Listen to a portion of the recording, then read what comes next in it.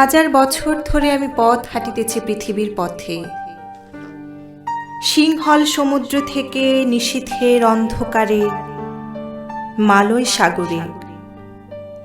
অনেক ঘুরেছি আমি, বিম্বিসার অশোকের ধূসর জগতে, সেখানে ছিলাম আমি। আরো দূর অন্ধকারে বিদর্ভ নগরে আমি ক্লান্ত প্রাণে।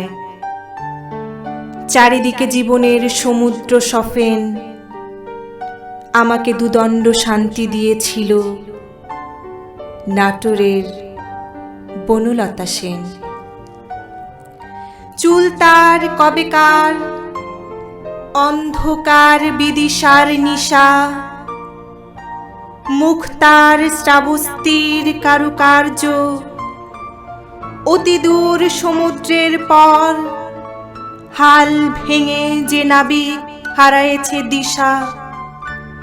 সবুজ ঘাসের দেশ যখন সে চোখে দেখে দারুচিনি দ্বীপের ভেতর, তেমনি দেখেছি তারে অন্ধকারে। বলেছে সে, এতদিন কোথায় ছিলেন?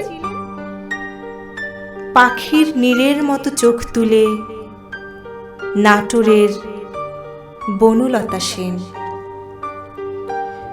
সমস্ত দিনের শেষে শিশিরের শব্দের মতন সন্ধ্যা আসে, ডানার রৌদ্রের গন্ধ মুছে ফেলে চিল। পৃথিবীর সব রং নিভে গেলে পাণ্ডুলিপি করে আয়োজন। তখন গল্পের তরে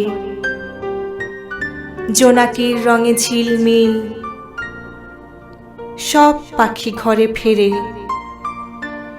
সব নদী ফুরায় এ জীবনের সব লেনদেন, থাকে শুধু অন্ধকার মুখোমুখি বসিবার বনলতা সেন।